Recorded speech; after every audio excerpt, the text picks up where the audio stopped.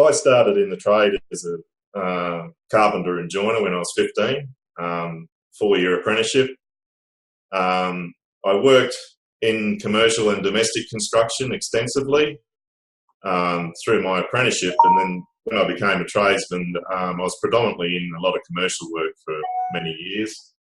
And probably in the late 20s, I started to manage site projects, like as a site foreman and site supervisor for a number of years, both domestic and commercial projects, and ended up starting a job with the government when I was around 40, but that wasn't my forte. So that really pushed me into probably becoming a builder and taking the step to becoming a builder on my own. I sort of said to my wife, even if we only make the wages we're earning now, we're no worse off, and at least we get the accolades and hopefully the benefits from going out into business on our own. It was a big step. It's been a huge thing. We started our business in 2004, and obviously 14 odd years ago. We currently have 3 employees. The young apprentice guy that has just turned tradesman a couple of months ago. We've had 3 apprentices through our business. So I always said I wasn't that keen to go out on my own and have my own business, but I think in a way I sort of got pushed to that point by just different things that occurred during my career, and sometimes the way you got treated. Everyone's got similar stories, but just decided, well, let's have a crack for ourselves. I've got no fear of having to go at building most things. I did work in tidal areas and island, like Fraser Island. Constant 2 years on Fraser Island building development over there, which was a real learning curve as a supervisor for another builder. But everything was sort of given to me.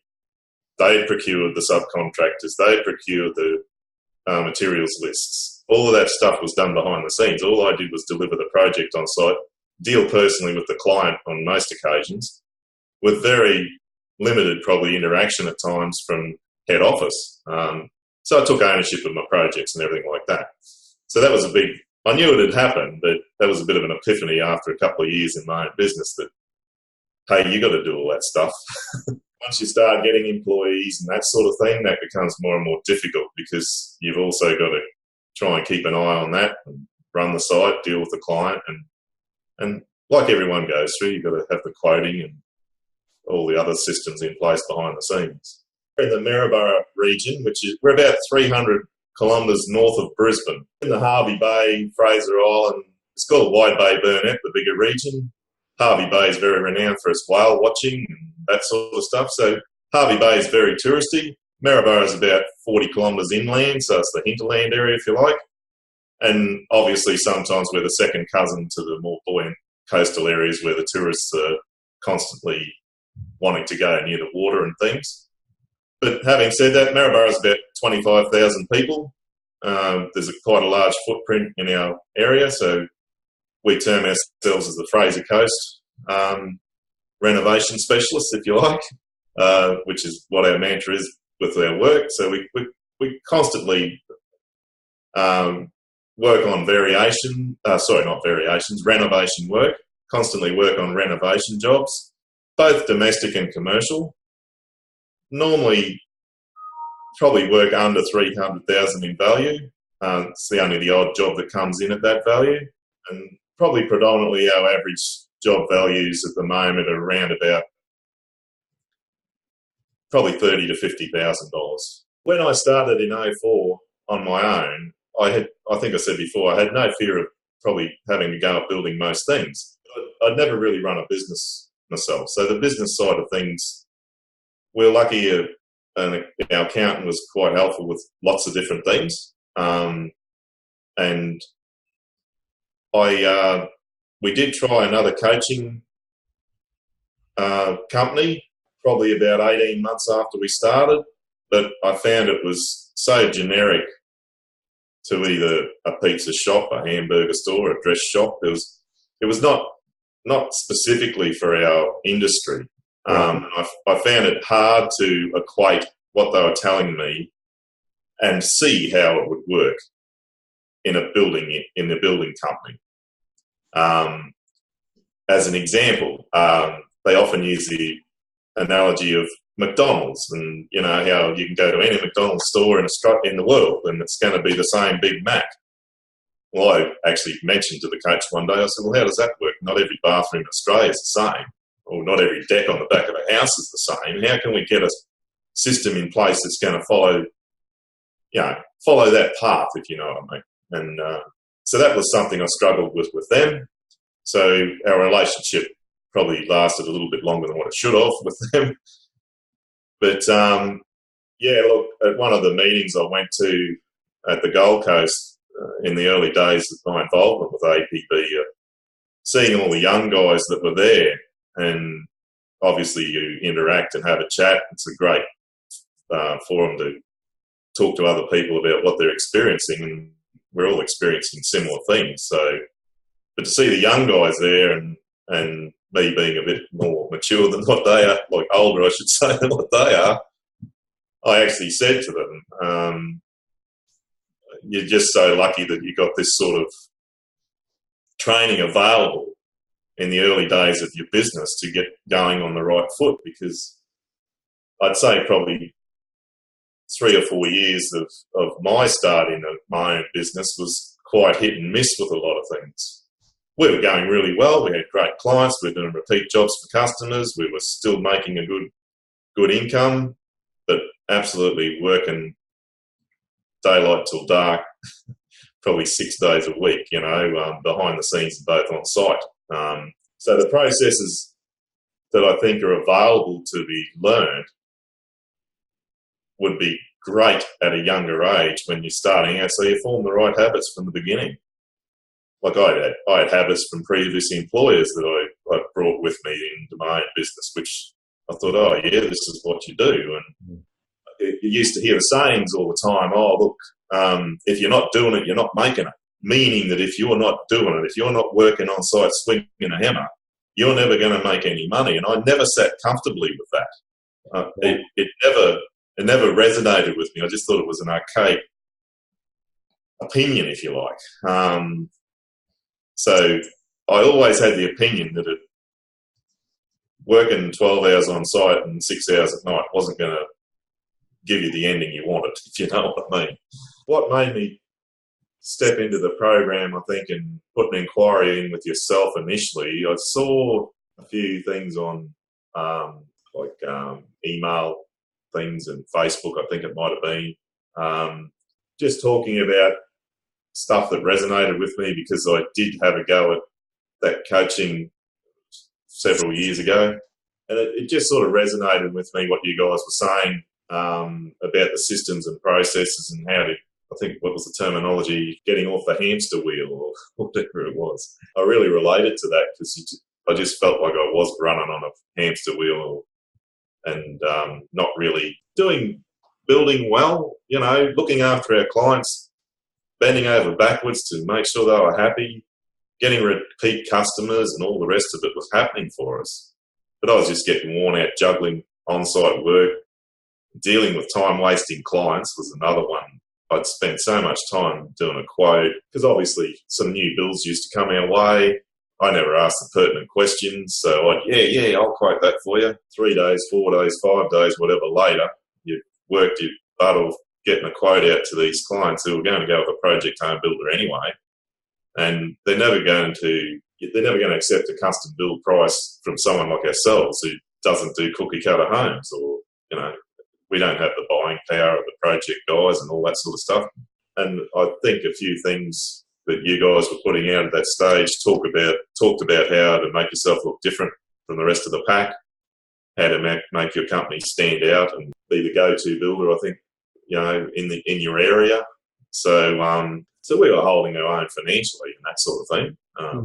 Certainly wasn't a major profits at the end of the year, but we were constant and steady and going reasonably well. But it was just getting that fine tuning in the systems and that, and I've still got a long way to go. I'm being a bit slow with some things, which is just my lot. I'm just deal with things as I can. But other things that we've implemented along the way have been very beneficial, and that's what made me go to APB and ask the questions that we did. We had the interview with you. We started on a low-key sort of membership, and then we worked our way up, and yeah, it's answered a lot of those questions that we were wondering about. There's been many things probably, but probably the three things that maybe come to mind fairly quickly are, I'm now off the tools. As much as I enjoy being a tradesman, carpenter, and building things, I think I became a little bit to dislike the on-site stuff at times, because I just had in the back of my head all this other stuff I've got to do. A good solution was that I'm off the tools now probably 90% of the time, and now training a young guy, Curtis, with us, that's our leading hand, and obviously with my training and other training that I can put him into through our industry associations or whatever it may be, he will hopefully step up to a site supervision role, and probably with that came learning to delegate more and trust that the guys have got my back. But it's critical you have the right person, and that didn't happen straight away. This young fella came into our business by coincidence, did a bit of an extensive interview process with him, which I had help with in the background from your training modules. Probably the second thing, I'm a lot more aware of my financials. Like, we're always, you wait till the end of the financial year, see what the accountant brings back to us, thinking that we quick glance at your accounting program every now and then. Yeah, things are cool. Yeah, we got this and we got that. And so being able to better monitor all our financials, I think, has been great. Like everything, it's all a work in progress. As we said, it's just continual improvement and getting grips of everything that we've got to do.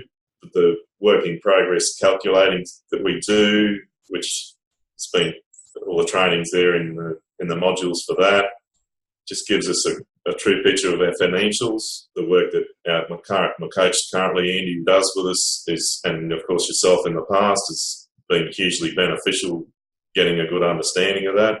Recently we purchased a vehicle for our company, a ute for site work. So young Curtis is in that vehicle. And I was able to look into that with a clear picture as to whether it was affordable for us. We didn't race out and buy a brand new fang-dangle four-wheel drive, everything blown up on a ute. It's just a aluminium tray-back ute that services the job really well. It's a modern vehicle. It's 2017 model, so maintenance issues will be... So all those things were a lot clearer to make that decision, and be confident that, okay, yeah, look, we can cover this as long as we do this, this and this and keep track of things, we can cover this. And then probably the third goal that was a big achievement was the creation of our website. Because I put off a lot of advertising and stuff because we're always busy. Like, you constantly get bombarded by the radio station or the local newspaper and all the rest of it to get into all these advertising packages. And we had that much continuity of work. I didn't really need to spend money on that advertising.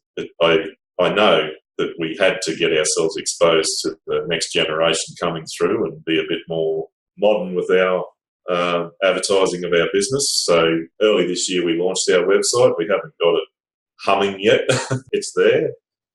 It's quite presentable and it looks really good, and I think it does a good advertisement of what we do. Like, we haven't hit huge changes in our profit because there's been a stabilisation, expenses of creating websites and all the other things.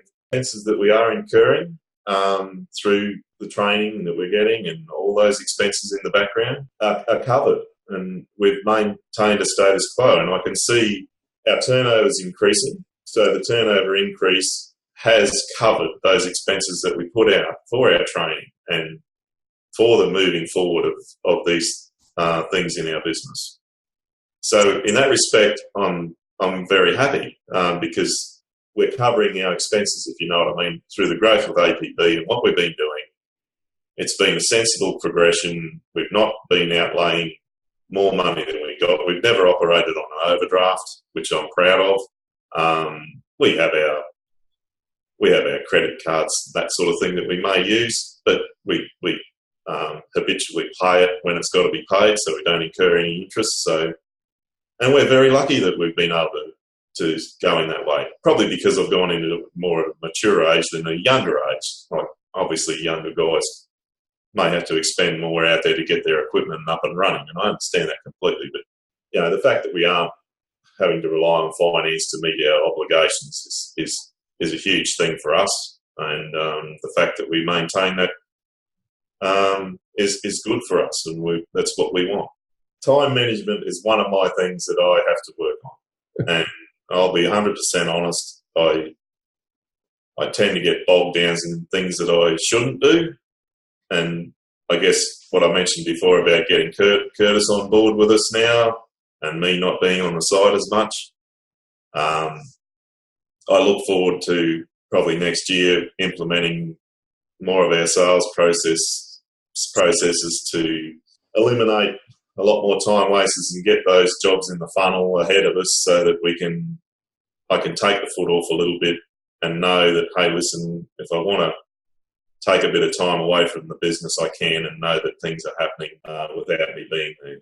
Probably a big difference for us is I put more information to my clients in our quoting, because a lot of our jobs aren't huge. Like, for instance, if I did a new home quote, it would be 25, 30 pages or whatever it might be of content, as much as I can put in there without being boring, so that it maintains their interest. And often we get the comment, oh, gee, that's great. Gee, you've given us heaps of information. I just won a job recently where the guy I quoted against was like, I think I was around, say, 150 odd, and he was like in the high 80s or 90s.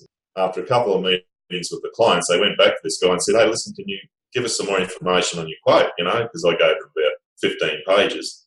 And this guy kept sending them back one page. With a $50,000 or $60,000 difference between us, the client went with us. That job's ballooned now, and we're still actually working on it. It's been going on for quite a while because it's quite involved. And so that really pinpoints that you need to give the concise information, and the clients do appreciate it. Some might not, some don't care. Others love it. And we're doing 4th and 5th projects for clients. In the 14 years, we've got a client at the moment, we're looking at their 5th project. We've got a preliminary agreement signed up with them, and that's going to be one of our jobs early in the new year, 2019. So we're really pleased with that. Obviously, it's continual improvement, continually working on it, and but yeah, we are seeing the dividends. The clarity for the client you want, they respect. And you'll find, as you guys have taught us, and as I probably knew myself as well, the ones that you don't want are the ones that are going to kick and scream and carry on about you being too expensive, and they just don't respect what you're trying to do for them. Yeah. We know we go above and beyond what most of the guys do around us, and it's nice that the client respects that. And so it is a bit of sometimes it can mean that it's just a good sieve to select that right client in a lot of ways too. Our process that we're learning we hope to eliminate those clients earlier than that stage, that you haven't done the work to give that quote and do everything else. But if you are having a pre-meeting, for instance, with the client, and they're carrying on about, let's give them a bit of a ballpark estimate, and they really hang their hat on that figure that you've stated, and carry on about someone else being 40 grand cheaper or 10 grand cheaper or whatever. Well, it rings a few alarm bells, and you think, wow, these guys are serious, or they're just going to take the cheapest they can find, and they're not concerned about quality or getting a job that's got backup. The communication process, as we said earlier, is very critical with the client, and they do respect constant feedback, and we try to give that as best as we can. I have work to do in that area still. We have Keep in Touch, which is a client management program that we use to send out emails and things like that. At this stage, I still do a lot of it personally. Might be a personal email or just keep phone call updates. We've done a little bit with it, and it's linked on our website. We've just got work in progress, a bit more to do with it, and streamline it to suit our business. So that's the sort of stuff that I'm working on as well behind the scenes. But the clients really respect the feedback. Sometimes I drop the ball. It happens. So I'm probably hard on myself at times for not doing things that I should have done. But then you look back and think, wow, look what was going on when that was happening. You're entitled to make the odd error, but and most of the time, if we've done our client selection process well, those people respect that. Yeah. They don't beat you and browbeat you about it because you've made a mistake. But obviously, you want to limit that as much as you can. But if you've got the right client, the respect is two-way, and that's a big thing. And I think that's part of the stuff that we learn is how to get that sale under your conditions and how to maintain the control of that process so that you're not getting issues with the client. And like I said, it's work in progress. You never stop learning, you never stop changing. But the principles are there, and as long as you keep that in the back of your mind when you're dealing with these things and put yourself in their shoes to, it repays big time into your business in the future. As far as clarity goes for the program, a lot of the content makes sense immediately. When you hear it, you think, oh, yeah, right. But sometimes the difficult part for myself, anyway, has been to actually implement it. So it's all there sitting around in your mind. You think, oh, yeah, should do that, should do this. I think the strategy, I think, is very clear. It's just probably up to the individual, and I'm talking about myself here, just to take that step and implement. And that's one thing I've learned to try and do a bit better. Don't be intimidated by the task. Try and have a crack at it and see what we can work out. And as a general rule, that's the key thing, is to just have a go and get going with things. But, the program does make you accountable. And you're only letting yourself down if you don't implement. So the good thing is it is your own race, as you said, and all the training is there, recorded and documented for us. So if you're not sure of something 24/7, you can just go and have a look at it, check your notes that you've made. It's all online.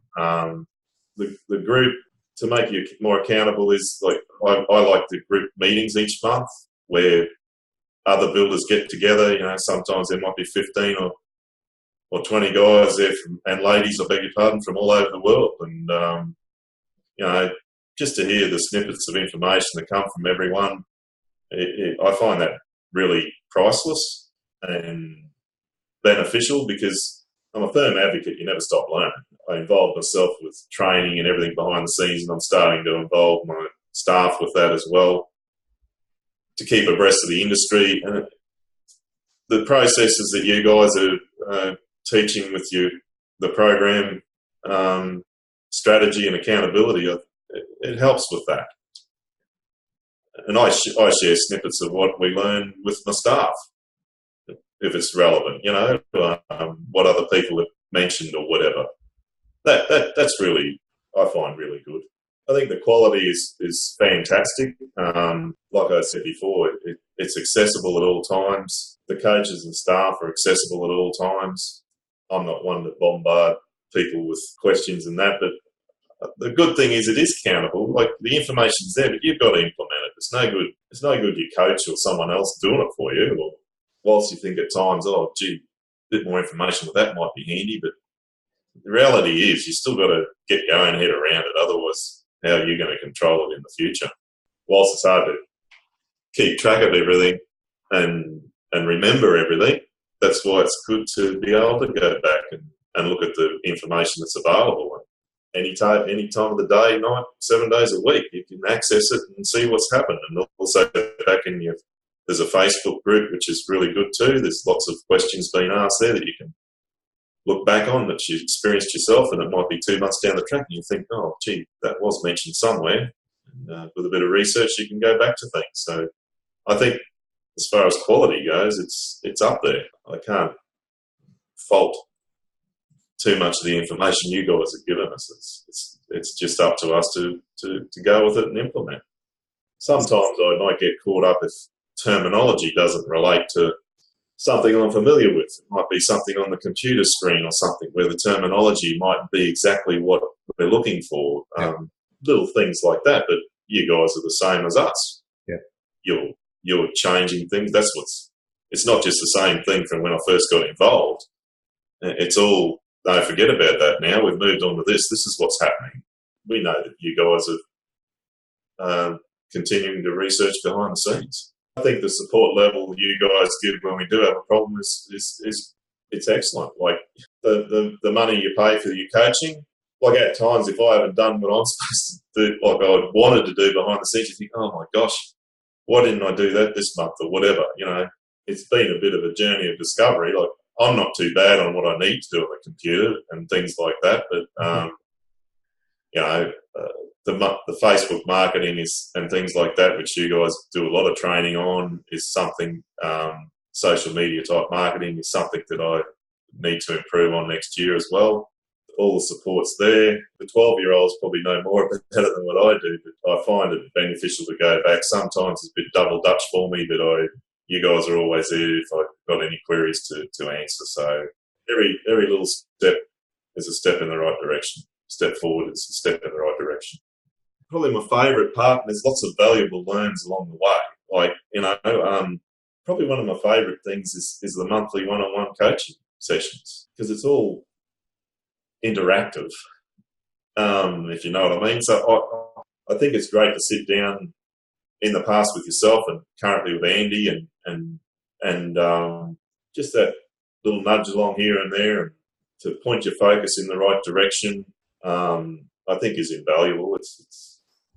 That's really makes you feel at ease after the session. Sometimes you go in there with trepidation. You think, oh gosh, I haven't done that and I haven't done this. But as you said before, and as I think I mentioned as well, it isn't a race. It's just your own pace, and if you don't do the work, well, you don't get the reward. So, you know, probably that understanding the financials and getting on top of the marketing process, the understanding of financials like KPIs and all that sort of stuff that you mentioned before as well.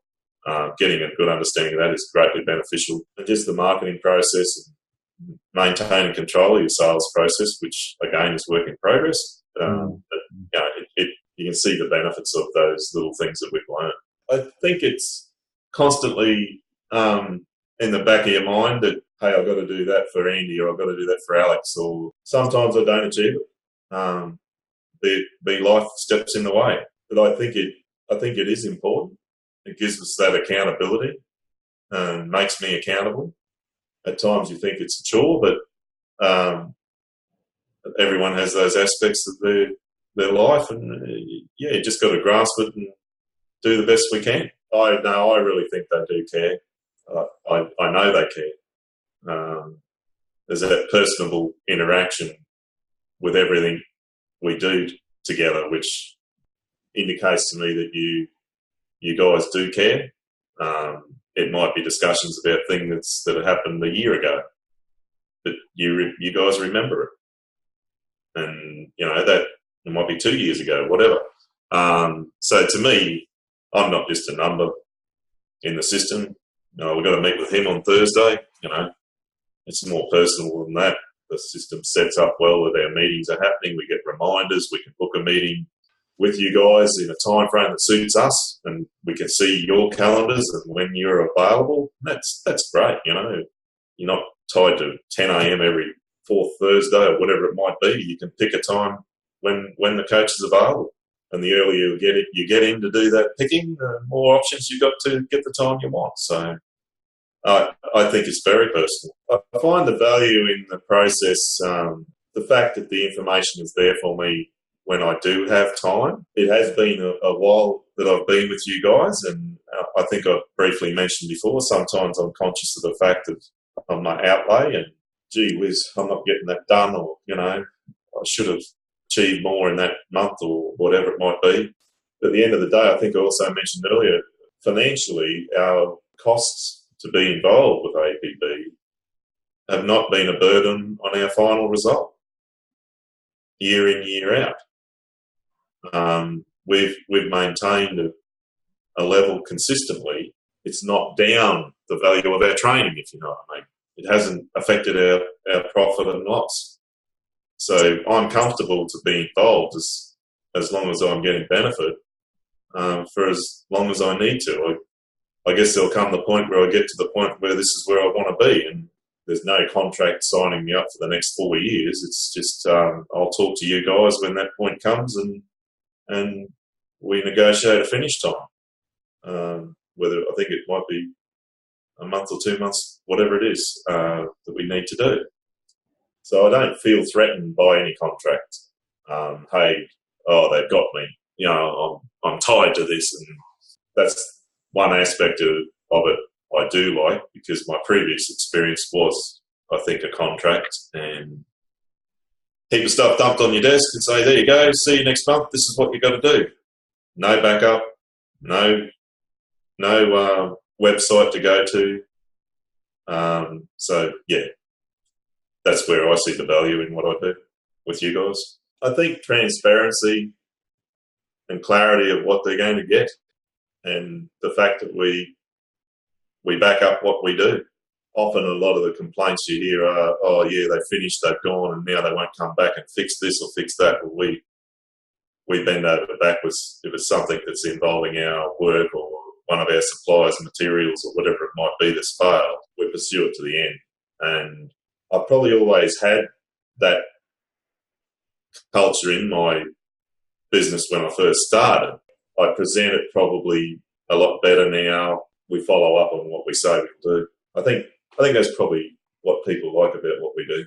I've also got my critics. I've also got the ones that I've let down and haven't got a quote back to in a reasonable time frame. And that's one thing I've got to improve too, is my management of that. I would certainly recommend APB for those items you just mentioned. As far as the systems behind the scenes, I remember vividly people saying when I was in my 30s, I've got a bloody tax problem. They're going to have to pay all this tax. I'm going to buy a new ute. And I never thought I must be dumb. I mustn't understand the system and how it works. And if I could relate that to the fact that there's clarity about where you are, like I said before, we know where our costs are. To have those systems available at arm's length, I honestly think that a lot of guys think they're invincible and we know what to do. Or, like I said before, you never stop learning. And I think the APB is a perfect backup to improve your business as long as you're willing to have a go. If you want to walk into APB and say, here's my problem, you solve it, well, that's not going to happen because you've got to solve the problem yourself. And that's where I think the system's doing it right and is beneficial to people involved in our industry, as long as you're prepared to absorb it and move with it. And obviously some things won't suit people's business, and you guys freely say that. We're not trying to tell you that this is the be-all and end-all. But, yeah, obviously, like you said before, you've investigated and tested and proven a lot of the things you do, and they change. So there's changes, and a lot of changes. Things have changed since I've been involved with it. And you no longer do those other things. So to me, that's the benefit that APB will offer anyone, young or more mature, who's in business or looking at going into business as a builder.